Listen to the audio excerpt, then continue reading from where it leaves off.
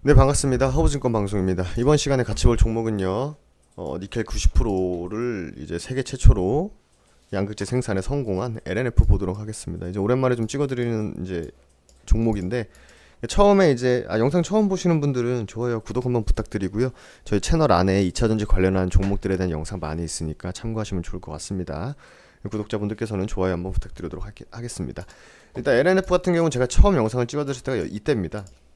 이때 뭐 주가가 올라가는 거는 사실 뭐 의미 없고 뭐 올라갔다 해서 뭐 말씀드리는 게 아니라 이때 이제 나온 기사가 되게 중요했었어요. 왜냐면 보통 이제 전기차 같은 경우에 니켈 코발트 망간의 비율이 6대 2대 2나 혹은 8대 1대 1 되는데 갑자기 이날 기사가 LNF에서 니켈 코발트 망간의 니켈의 비중을 9로 하는데 성공했다 이런 기사 나왔었거든요. 그러니까 2차 전지나 전기차 관련해가지고는 좀 관심 있게 많이 보고 있는 상황에서 갑자기 이런 기사가 뜨니까 저도 놀라서 영상을 한번 찍어드렸던 기억이 납니다.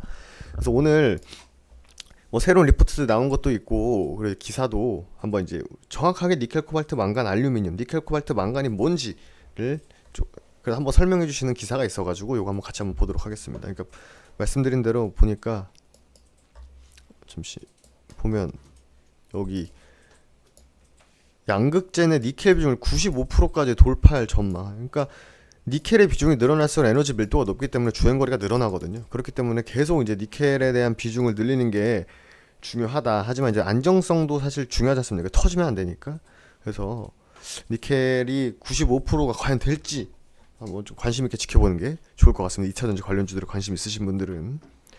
니켈, 코발트, 망간, 알루미늄 양극재 생산을 확대하고 나섰다. 주행거리가 최소 500km로 길어지는 3세대 전기차에는 양극재 공급이 보다 중요하다.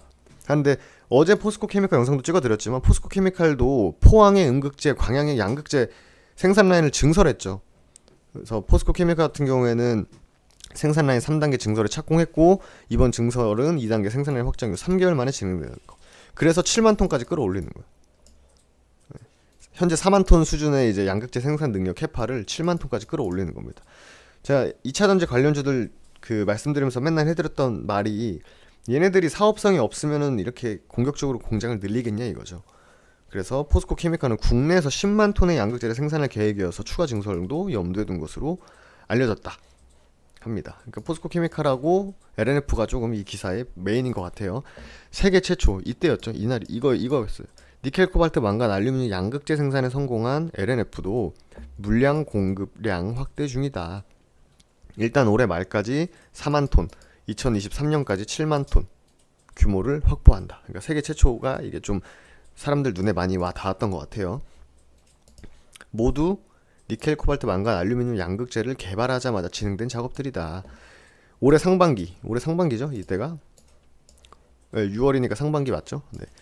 상반기에 니켈 함량을 90%로 높인 양극재를 포스코 케미칼은 80%에 달하는 고성능 원통형 양극재를 개발을 했다. 그러니까 보통 이제 니켈의 70%가 넘어가면 하이니켈이라는 표현을 쓰죠. 네, 하이니켈이라는 표현을 쓰고 양산은 뭐 투자를 아끼지 않았다. 뭐 매출액은 뭐 늘렸다. 반기보고서는 매출액 대비 연구 개발. 삼성 SDI도 연구 개발을 총 매출액의 8%까지 늘렸습니다. 삼성 SDI가 그 몸집 크고 상대적으로 LNF나 포스코 케미칼보다도 몸집도 크고 매출 파이도 큰 친구들이라서 늘리는 걸 수도 있지만 그런 대기업이 연구 개발비 비율을 전체 매출액 대비 8% 늘렸다는 것은 엄청나게 공격적으로 투자를 하고 있다. 이렇게 좀 보시면 되실 것 같습니다. 앞다퉈 개발 증설하는 양극재. 이 과연 니켈, 코발트, 망간, 알루미늄 양극재가 무엇인가? 현재 전기차 배터리로 가장 많이 사용되는 양극재 알루미늄을 추가한 신기술입니다. 그러니까 주행 거리와 안정성 확보하는 대신에 가격을 낮추는데 이 망간에 대한 가격이 비싸요. 예, 그러니까 이게 계속 비싸면은 당연히 그 완성차의 가격도 비싸지고 들어가는 부품들이 비싸지니까 완성차의 가격도 비싸지겠죠. 근데 망간을 줄이면서 가격을 낮추면 전기차 보편화에 보다 기여할 수 있지 않나. 그리고 안정성도 확보가 되고요. 양극재 문제점은 화재나 폭발 위험이다. 니켈 비중을 높여야 하는데 이에 비례해 니켈 비중이 높아질수록 화재 가능성이 높아진다는 거죠. 그러니까 알루미늄 소재를 더해가지고 안정성을 확보한다. 즉 니켈, 코발트, 망간, 알루미늄이 바로 이 안정성에 좀 더 기여를 한다 보시면 되실 것 같고 니켈 같은 경우에는 어디 있죠? 니켈 비중을 높여야 이제 주행 거리가 늘어나니까 니켈 비중을 높여야 되는데 화재 가능성도 높아진다.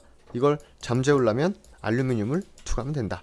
그래서 니켈, 코발트, 망간, 알루미늄이라는 이제 신기술이죠. 신기술을 나오는 거죠. 신기술이 나오는 겁니다. 그래서 니켈 비중을 90%까지 올리는 게 가능하다.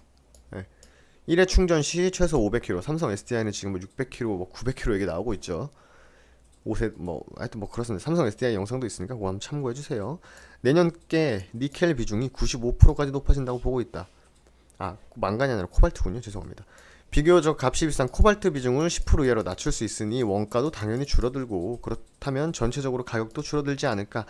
그렇기 때문에 전기차의 보급률 역시 늘어날 것이다 라고 보고 있습니다. 전기차 보편화를 위해 무엇보다 배터리 가격을 $100 밑으로 떨어져야 하는 분석가 입을 모은다. 그러니까 전기차에 대한 업황과 뭐 그런 전망은 꾸준히 유지가 되고 있어요. 나쁘지 않습니다만 그 안에서 어떤 기술력을 가지고 어떤 회사가 조금 더 신기술에 발맞춰서 가고 있는지에 좀 집중을 하시는 게 좀 더 좋지 않을까 생각이 됩니다. 그래서 요거는 오늘 나온 리포트의 일부인데요. 그 LNF의 양극재 부분의 실적 대비 매출 비중은 올해 55%라고 합니다. 내년에는 80%까지 늘어날 거예요. 이게 이 포스코 케미칼도 똑같습니다, 지금. 그러니까 전체 매출에 전기차의 매출이 비중이 계속 날로 늘어나고 있습니다. 그러니까 여기 먹거리가 된다 싶으니까 투자도 공격적으로 하고 여기서 나오는 매출이 가시적이다 이렇게 좀 보시면 될 것 같아요. 그린 뉴딜 관련해서 LNF 수혜가 전망, 물론 전기차니까 그렇죠. 국내 전기차 누적 보급 대수가 작년엔 9만 대, 올해 43만 대, 2025년에 110만 대까지 증가하고 할 것이다. 그러니 당연히 여기에 들어가는 전기차 배터리에 대한 수요는 늘어날 수밖에 없다. 이렇게 좀 보시면 되겠죠. 2020년 실적은 연대비 30% 오르고 영업이익 흑자로 전환.